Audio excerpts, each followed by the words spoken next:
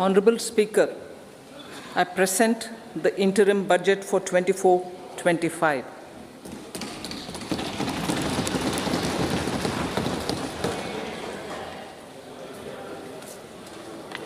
The Indian economy has witnessed profound positive transformation in the last 10 years. The people of India are looking ahead to the future with hope and optimism. With the blessings of the people, when our government, under the visionary and dynamic leadership of Honourable Prime Minister Shri Narendra Modi, assumed office in 2014, the country was facing enormous challenges. With Sabka Saath, Sabka Vikas as its mantra, the government overcame those challenges in right earnest. Structural reforms were undertaken. Pro-people programs were formulated and implemented promptly. Conditions were created for more opportunities for employment and entrepreneurship. The economy got a new vigor. The fruits of development started reaching the people at scale. The country got a new sense of purpose and hope. Naturally, the people blessed the government with a bigger mandate. In the second term, our government, under the leadership of Honourable Prime Minister, doubled down on its responsibilities to build a prosperous country with comprehensive development of all people and all regions. Our government strengthened its mantra to Sabka Saath, Sabka Vikas and Sabka Vishwas. Our development philosophy covered all elements of inclusivity, namely social inclusivity through coverage of all strata of the society, and geographical inclusivity through development of all regions of the country. With the whole of nation approach of Sabka Prayas, the country overcame the challenges of once-in-a-century pandemic, took long strides towards Atmanirbhar Bharat, committed to Panch Pran, and laid solid foundations for the Amrit Kal. As a result, our young country has high aspirations, pride in its present, and hope and confidence for a bright future. We expect that our government, based on its stupendous work, will be blessed again by the people with a resounding mandate. Inclusive development and growth. Our humane and inclusive approach to development is a marked and deliberate departure from the earlier approach of provisioning up to village level. Development programs were thus provisioned. In the last 10 years, however, have targeted each and every household and individual through housing for all, Har Ghar Jal, electricity for all, cooking gas for all, bank accounts and financial services for all in record time. The worries about food have been eliminated through free ration for 80 crore people. Minimum support prices for the produce of Annadata are periodically increased appropriately. These and the provision of basic necessities have enhanced real income in the rural areas. Their economic needs could be addressed, thus spurring growth and generating jobs. Social justice. Our government is working with an approach to development that is all-round, all-pervasive, and all-inclusive. Sarvangin, Sarvasparshi, or Sarvasamaveshi. It covers all castes and people at all levels. We are working to make India a Vikasit Bharat by 2047. For achieving that goal, we need to improve people's capability and empower them. Previously, social justice was mostly a political slogan. For our government, social justice is an effective and necessary governance model. The saturation approach of covering all eligible people is the true and comprehensive achievement of social justice. This is secularism in action, reduces corruption, and prevents nepotism, prevents Bhai Bhatijawad. There is transparency and assurance that benefits are delivered to all eligible people. The resources are distributed fairly. All, regardless of their social standing, get access to opportunities. We are addressing systemic inequalities that had plagued our society. We focus on outcomes and not on outlays, so that the social economic transformation is achieved. As our Prime Minister firmly believes, we need to focus on 4 major castes. They are Garib, Mahilaye, Yuva, and Annadata. Their needs, their aspirations, and their welfare are our highest priority. The country progresses when they progress.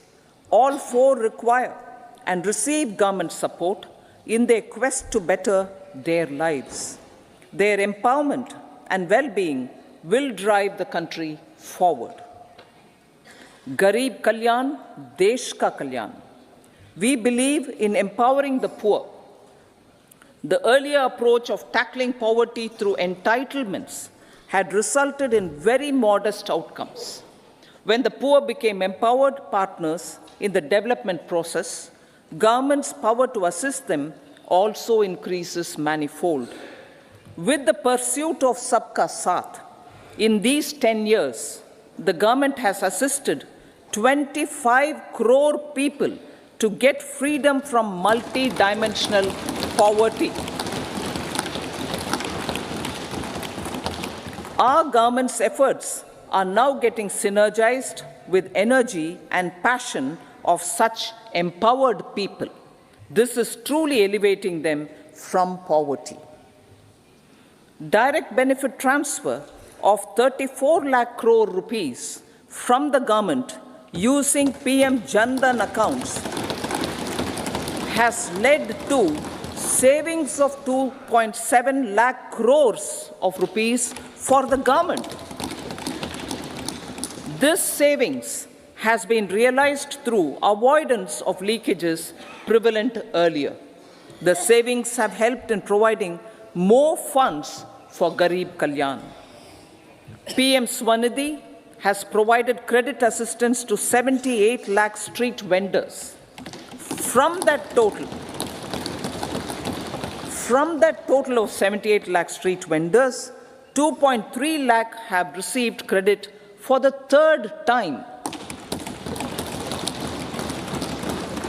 PM Janman Yojana reaches out to the particularly vulnerable tribal groups who have remained outside the realm of development so far. PM Vishwakarma Yojana provides end-to-end support to artisans and craftspeople engaged in 18 trades. The schemes for empowerment of Divyangs and transgender persons reflect firm resolve of our government to leave no one behind. Welfare of Annadata. Farmers are our Annadata.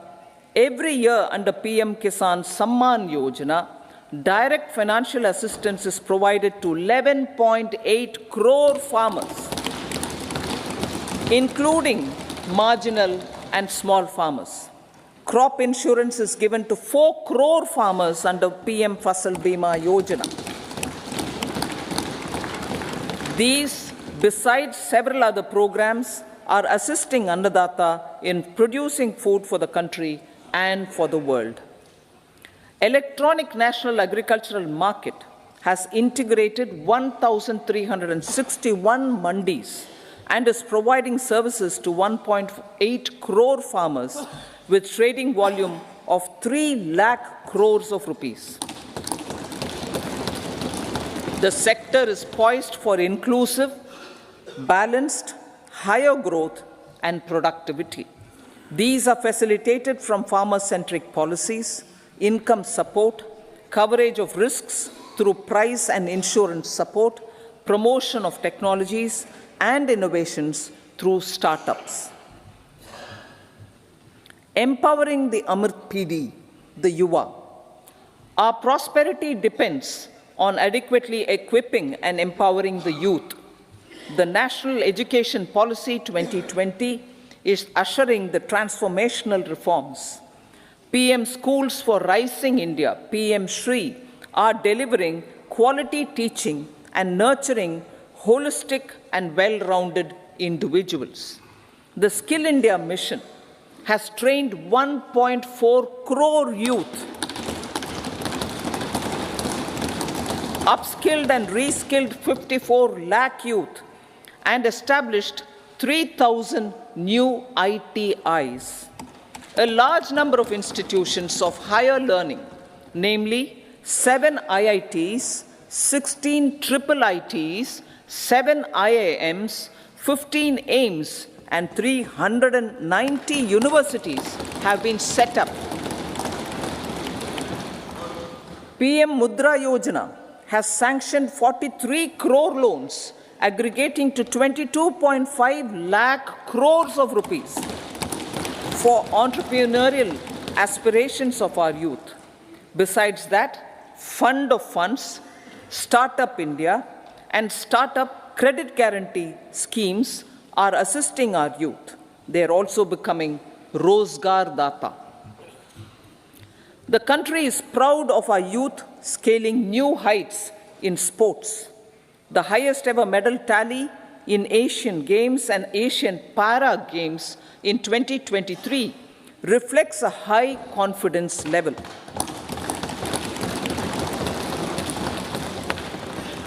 Chess prodigy and our #1 ranked player Pragnananda put up a stiff fight against the reigning world champion Magnus Carlsen in 2023.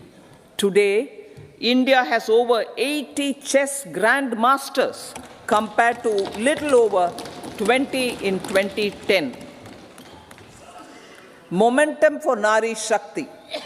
The empowerment of women through entrepreneurship, ease of living, and dignity for them has gained momentum in these 10 years. 30 crore Mudra Yojana loans have been given to women entrepreneurs. Female enrollment in higher education has gone up by 28% in 10 years. In STEM courses, girls and women constitute 43% of enrollment, one of the highest in the world. All these measures are getting reflected in the increasing participation of women in workforce. Making triple talaq illegal, reservation of 1/3 seats for women in the Lok Sabha and state assemblies,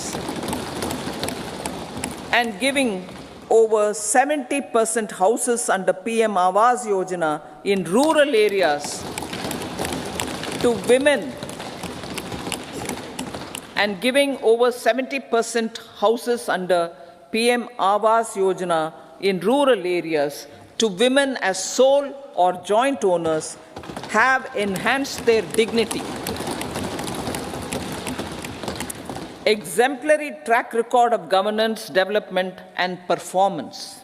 Besides delivering on high growth in terms of gross domestic product, the government is equally focused on a more comprehensive GDP, that is, governance, development, and performance.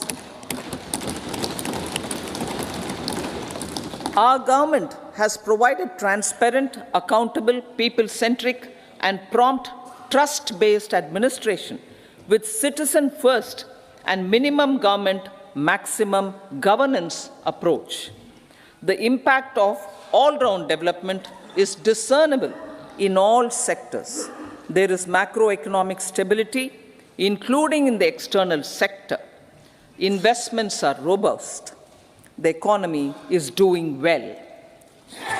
People are living better and earning better, with even greater aspirations for future. Average real income of the people has increased by 50%. Inflation is moderate.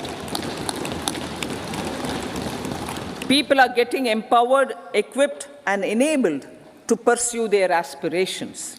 There is effective and timely delivery of programs and of large projects. Economic management. The multi-pronged economic management over the past 10 years has complemented people-centric, inclusive development. Following are some of the major elements. 1. All forms of infrastructure, physical, digital, or social, are being built in record time.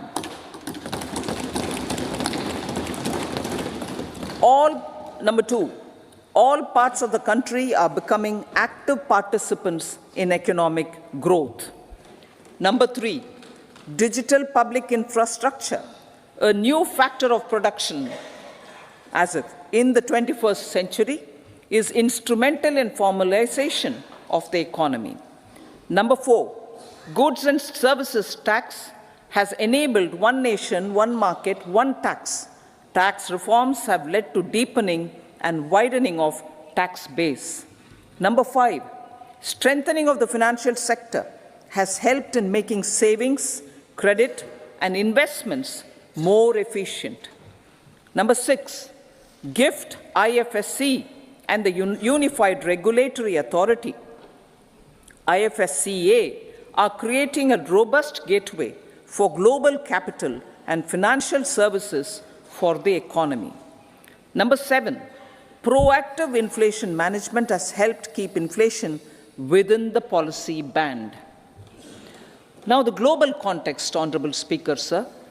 Geopolitically, global affairs are becoming more complex and challenging with wars and conflicts.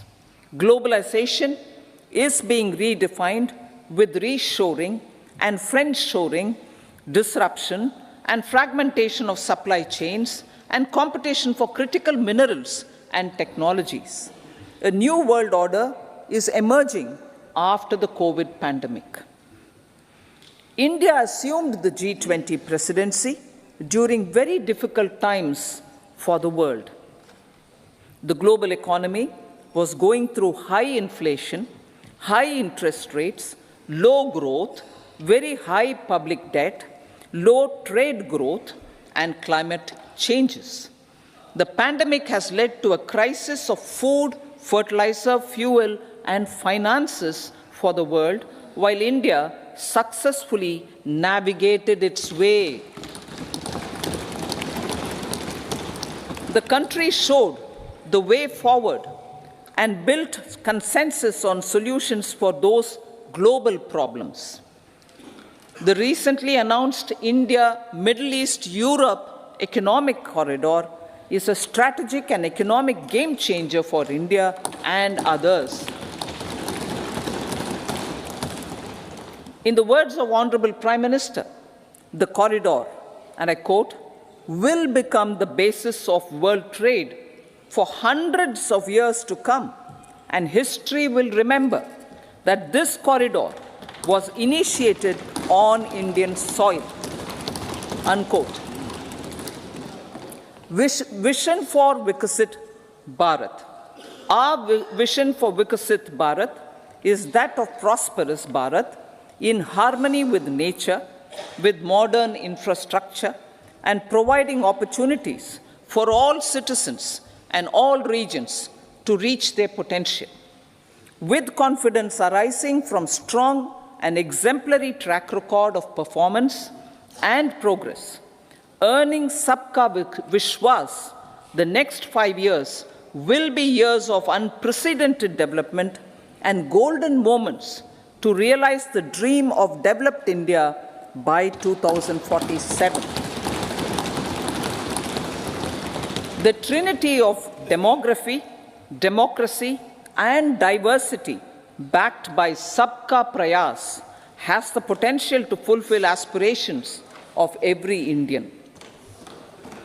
As Honorable Prime Minister in his Independence Day address to the nation mentioned, I quote, "There is no dearth of opportunities, as many opportunities as we want.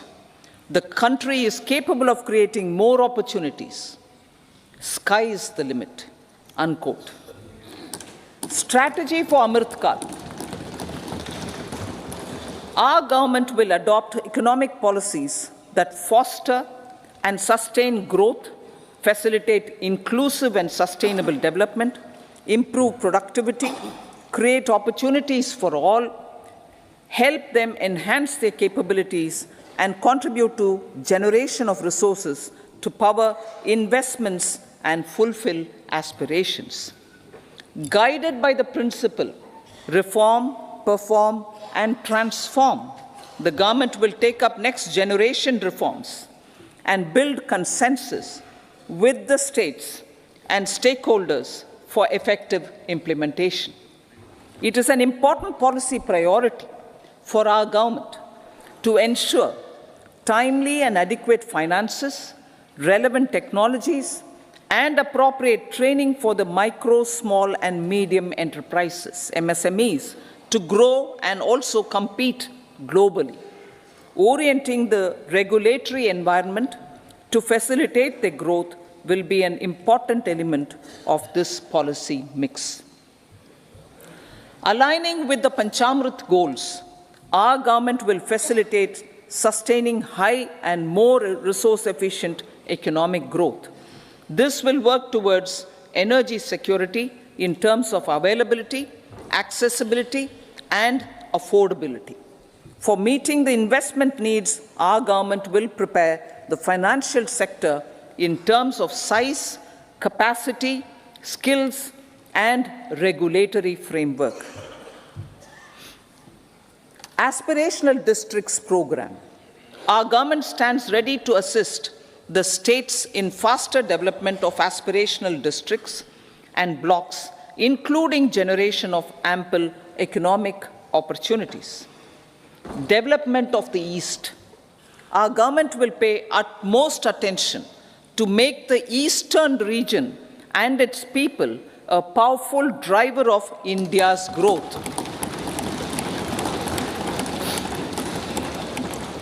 PM Awas Yojana Grameen. Despite the challenges due to COVID, implementation of PM Awas Yojana Grameen continued, and we are close to achieving the target of 3 crore houses.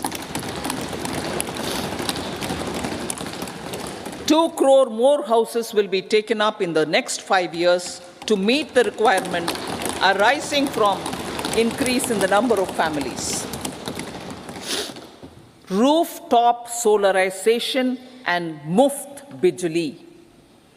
Through rooftop solarization, 1 crore households will be enabled to obtain up to 300 units free electricity every month. This scheme follows the resolve of Honorable Prime Minister on the historic day of consecration of Sri Ram Mandir in Ayodhya. Following benefits are expected. Savings up to 15 to 18,000 rupees annually for households from free solar electricity and selling the surplus to the distribution companies. Charging of electric vehicles. Entrepreneurship opportunities for a large number of vendors for supply and installation. Employment opportunities for the youth with technical skills in manufacturing, installation, and maintenance. Housing for middle class. Our government will launch a scheme to help deserving sections of the middle class, and I quote from Honorable Prime Minister's words, living in rented houses or slums or chawls and unauthorized colonies, unquote, to buy and build to buy or build their own houses.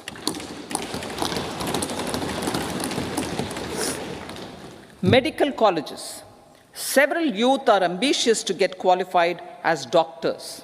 They aim to serve our people through improved healthcare services.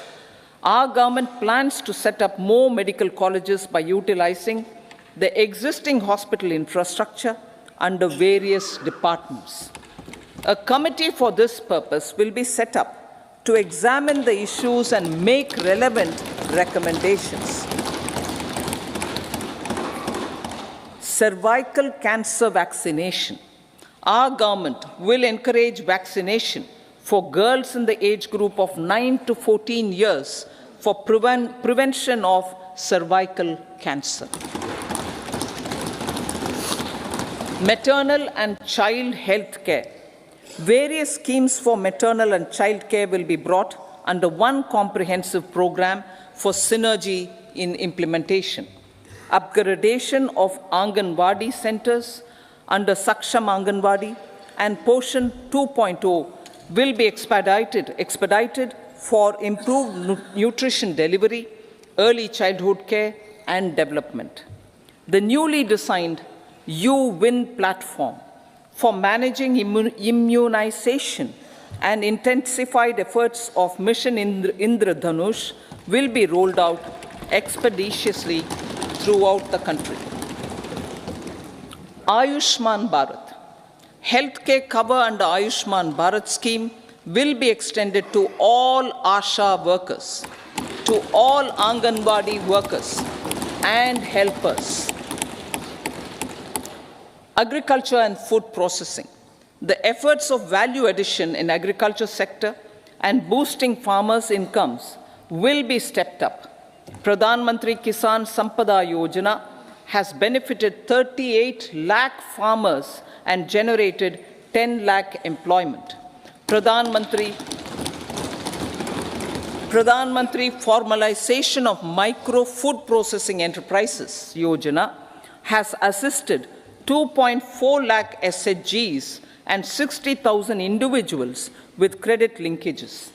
Other schemes are complementing the efforts for reducing post-harvest losses and improving productivity and incomes.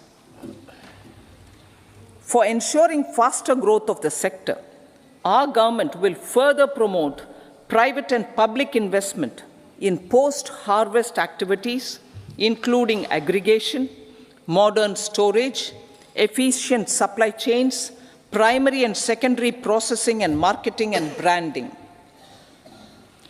Nano DAP. After the successful adoption of nano urea, application of nano DAP on various crops will be expanded in all agroclimatic zones. Atmanirbhar Oil Seeds Abhiyan. Building on the initiative announced in 2022, a strategy will be formulated to achieve Atmanirbharta for oil seeds such as mustard, groundnut, sesame, soya bean, and sunflower. This will cover research for high-yielding varieties, widespread adoption of modern farming techniques, market linkages, procurement, value addition, and crop insurance. Dairy development. A comprehensive program for supporting dairy farmers will be formulated. Efforts are already on to control foot and mouth disease. India is the world's largest milk producer with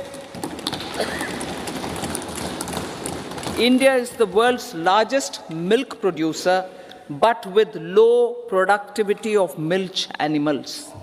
The program will be built on the success of existing schemes such as Rashtriya Gokul Mission, National Livestock Mission, and infrastructure development funds for dairy processing and animal husbandry.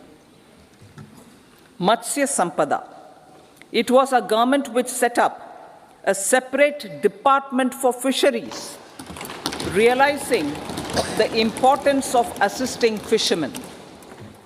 This has resulted in doubling of both inland and aquaculture production. Seafood exports since 2013-14 has also doubled. Implementation of Pradhan Mantri Matsya Sampada Yojana will be stepped up to 1. Enhance aquaculture productivity from existing 3 to 5 tons per hectare. 2. Double exports to 1 lakh crore rupees, and 3. Generate 55 lakh employment opportunities in the near future. 5 integrated aqua parks will also be set up. Lakpati Didi.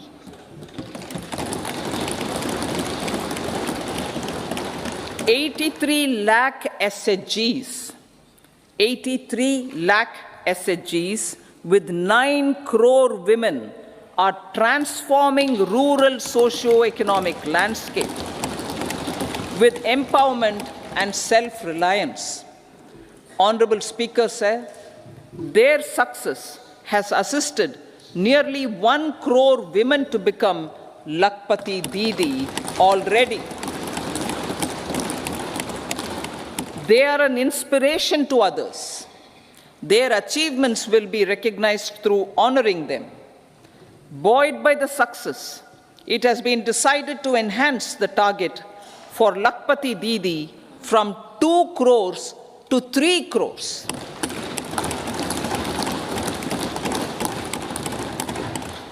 Technological changes, new age technologies, and data are changing the lives of people and businesses. They are also enabling new economic opportunities and facilitating provision of high-quality services at affordable prices for all, including those at the bottom of the pyramid. Opportunities for India at the global level are expanding. India is showing solutions through innovation and entrepreneurship of its people. Research and innovation for catalyzing growth, employment, and development. Prime Minister Shastri, Prime Minister Lal Bahadur Shastri gave the slogan of Jai Jawan, Jai Kisan. Prime Minister Vajpayee, Atal Bihari Vajpayee ji, made that Jai Jawan, Jai Kisan, Jai Vigyan. Prime Minister Modi has furthered that to Jai Jawan, Jai Kisan, Jai Vigyan, and Jai Anusandhan, as innovation is the foundation of development. For our tech-savvy youth, this will be a golden era. A corpus of 1 lakh crore rupees will be established with 50-year interest-free loan provided. The corpus will provide long-term financing or refinancing with long tenors and low and or nil. I repeat that sentence. The corpus will provide long-term financing or refinancing with long tenors and low or nil interest rates. This will encourage the private sector to scale up research and innovation significantly in sunrise domains. We need to have programs that combine the powers of our youth and technology. A new scheme will be launched for strengthening deep tech technologies for defense purposes and expediting Atmanirbharta. Infrastructure development. Building on the massive tripling of the capital expenditure outlay in the past 4 years, resulting in huge multiplier impact on economic growth and employment creation, the outlay for the next year is being increased by 11.1% to 11,11,111 crore rupees. This would be 3.4% of our GDP. Railways. 3 major economic railway corridor programs will be implemented. These are energy, mineral, and cement corridor. Number 2, port connectivity corridors. And number 3, high traffic density corridors. The projects have been identified under the PM Gati Shakti for enabling multimodal connectivity. They will improve logistics efficiency and reduce cost. The resultant decongestion of the high traffic corridors will also help in improving operations of passenger trains, resulting in safety and higher travel speed for passengers. Together with dedicated freight corridors, these 3 economic corridor programs will accelerate our GDP growth and reduce logistic costs.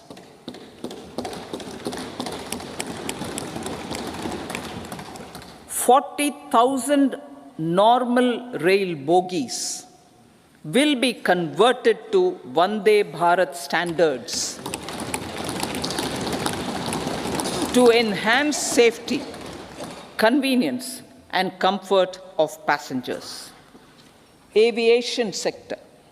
The aviation sector has been galvanized in the past 10 years. Number of airports have doubled to 149. Rollout of air connectivity to Tier 2 and Tier 3 cities under UDAN scheme has been widespread. 517 new routes are carrying 1.3 crore passengers. Indian carriers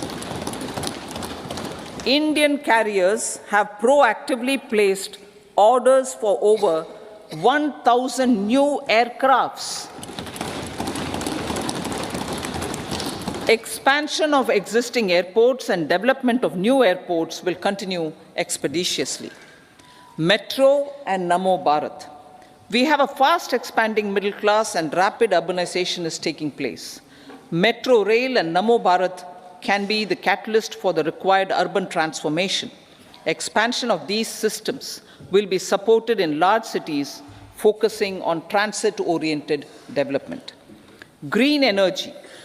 Towards meeting our commitment for net zero by 2070, the following measures will be taken. Viability gap funding will be provided for harnessing offshore wind energy potential for initial capacity of 1 gigawatt. Coal gasification and liquefaction capacity of 100 metric tons will be set up by 2030.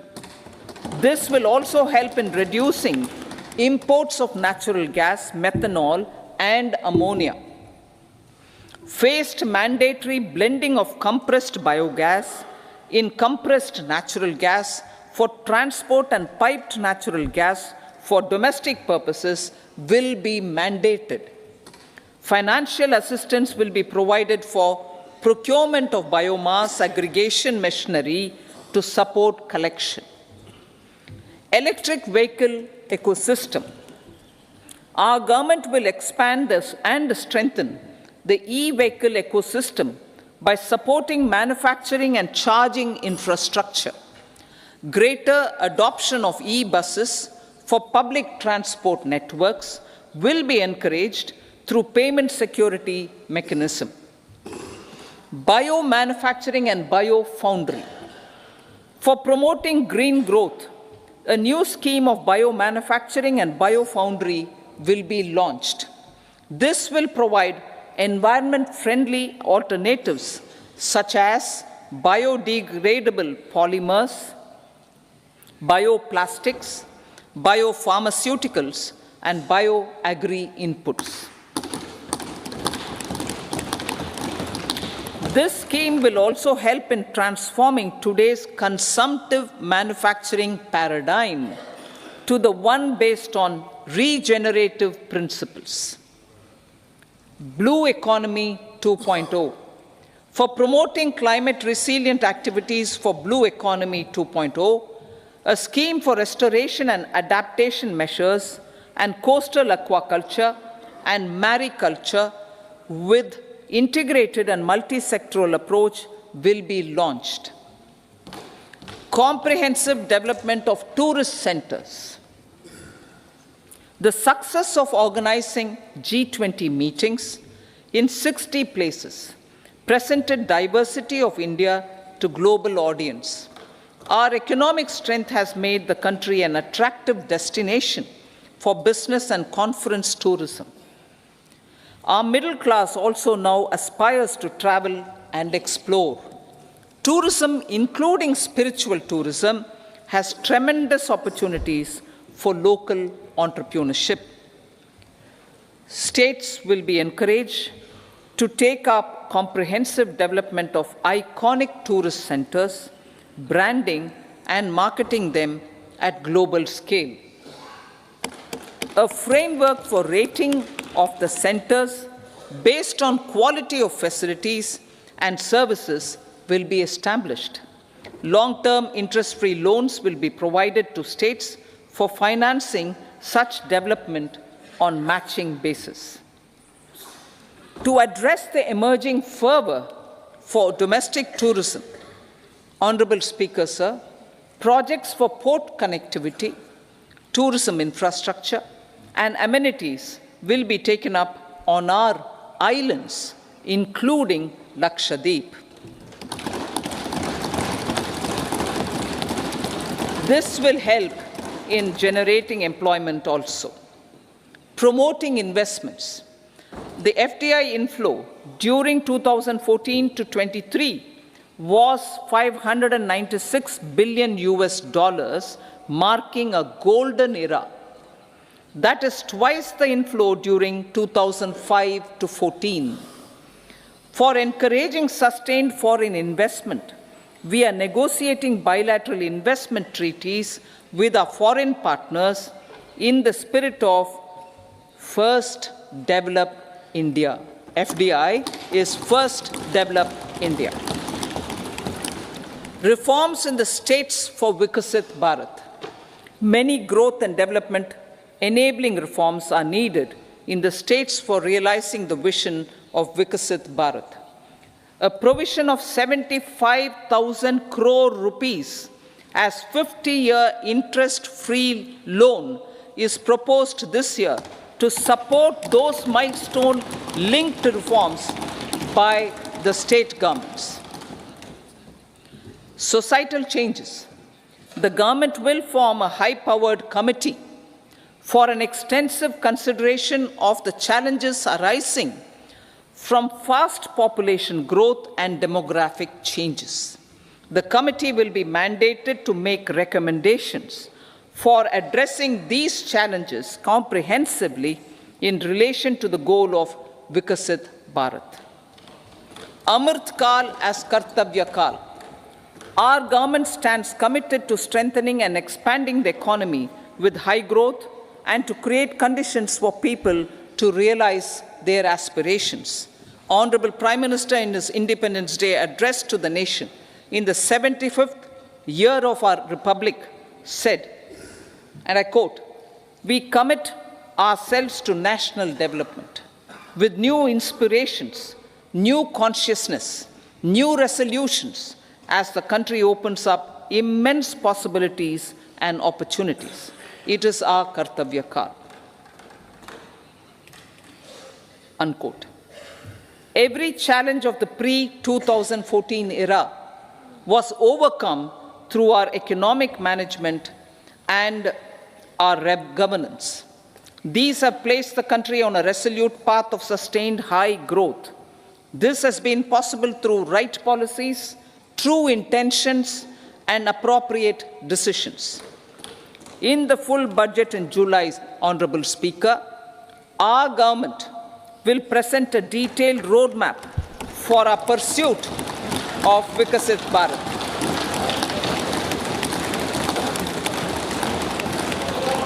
Revised estimates of 2023-24. The revised estimate of the total receipts other than borrowings is 27.56 lakh crores of rupees of which the tax receipts are 23.24 lakh crore rupees. The revised estimate of total expenditure is 44.90 lakh crore rupees. The revenue receipts at 30.03 lakh crore rupees are expected to be higher than the budget estimate, reflecting strong growth momentum and formalization in the economy. The revised estimate of the fiscal deficit is 5.8% of GDP, improving on the budget estimate, notwithstanding moderation in the nominal growth estimates. Budget estimates for 2024-25.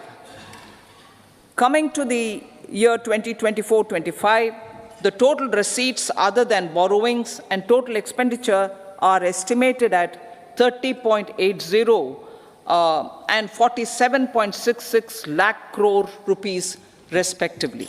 The tax receipts are estimated at 26.02 lakh crore rupees. The scheme of 50-year interest-free loan for capital expenditure to states will be continued this year with an outlay of 1.3 lakh crore rupees.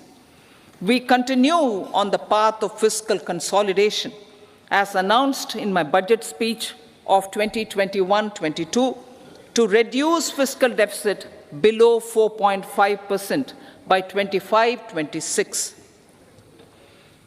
The fiscal deficit in 2024-25 is estimated to be 5.1% of GDP, adhering to that path. So the gross and net market borrowings through dated securities during 24-25 are estimated at 14.13 lakh crore rupees and 11.75 lakh crore respectively. Both will be less than that in 23-24. Now that the private investments are happening at scale, the lower borrowings by the central government will facilitate larger availability of credit for the private sector. Vote on account.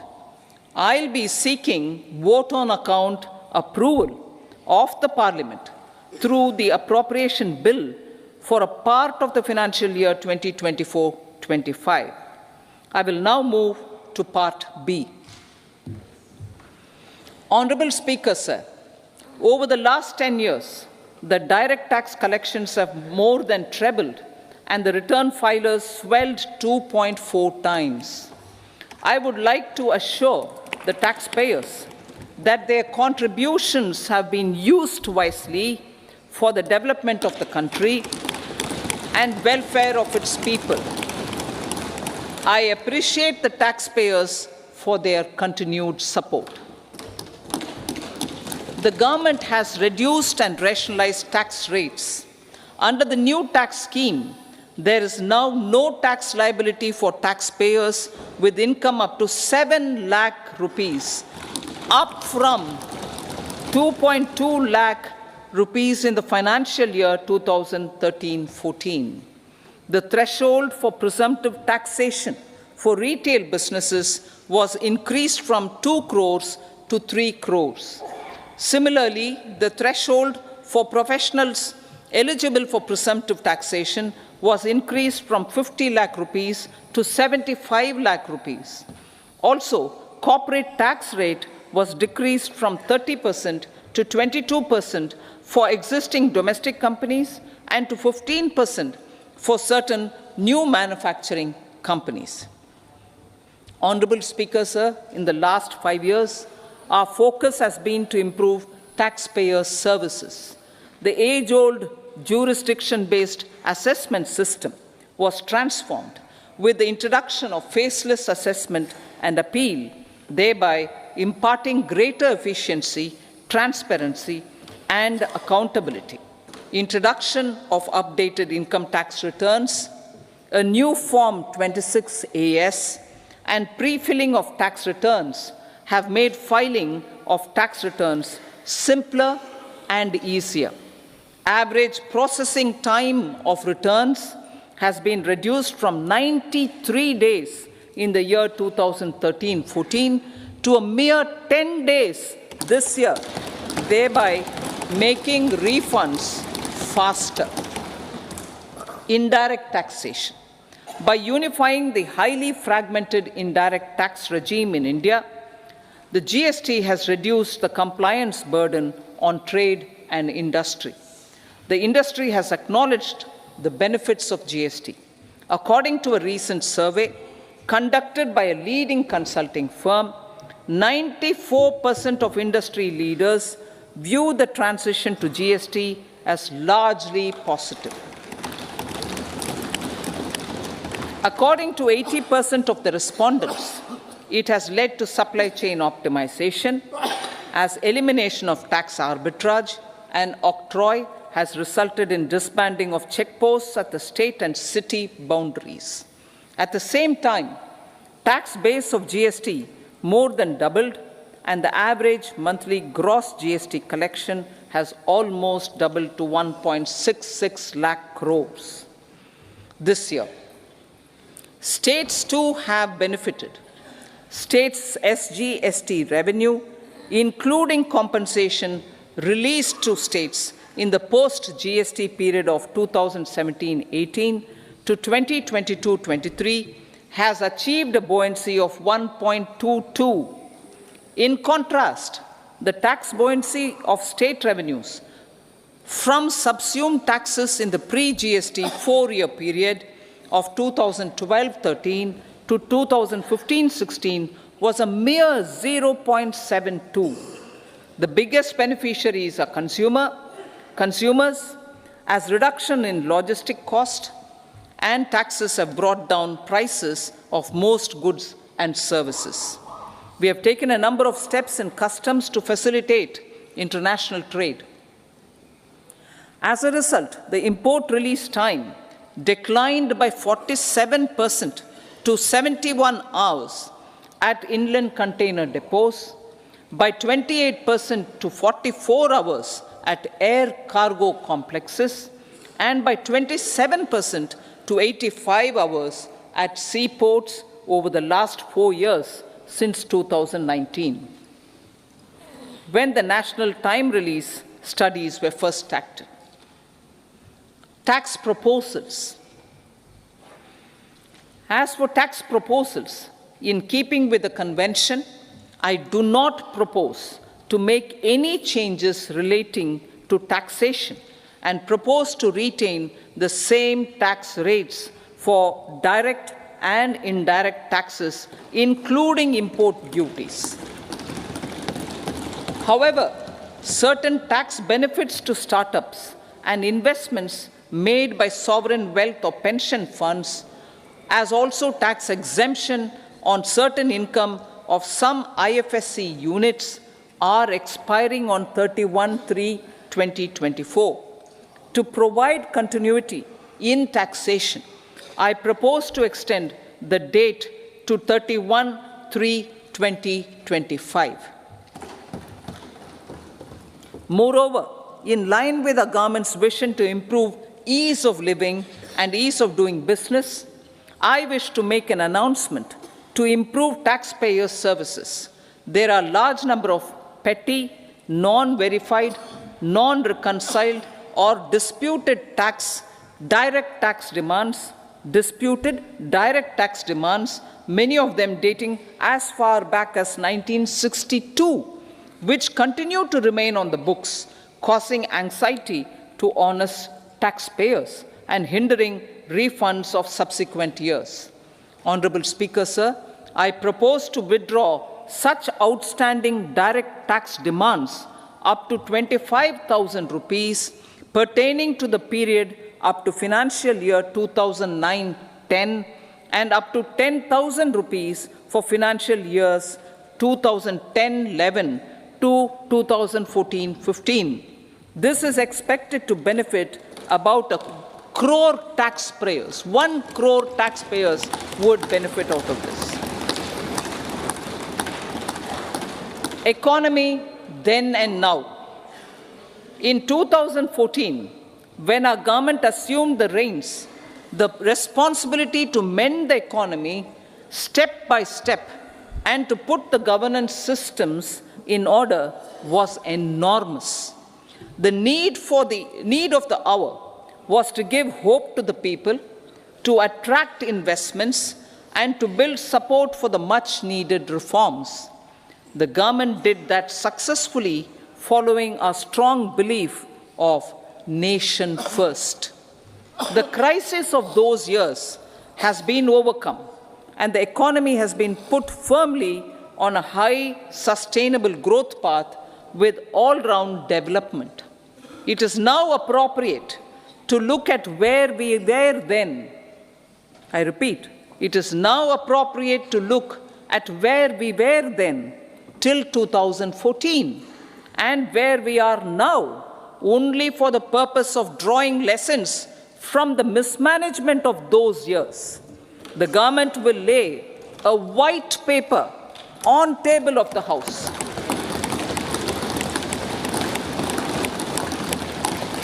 The exemplary track record of governance, development, and performance, effective delivery, and Jan Kalyan has given the government trust, confidence, and blessings of the people to realize whatever it takes, the goal of Vikasit Bharat, with good intentions, true dedication, and hard work in the coming years and decades.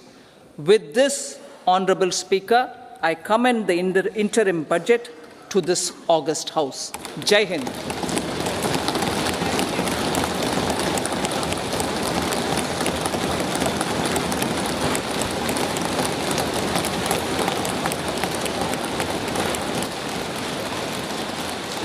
Item number 2 Shrimati Nirmala Sitharaman ji.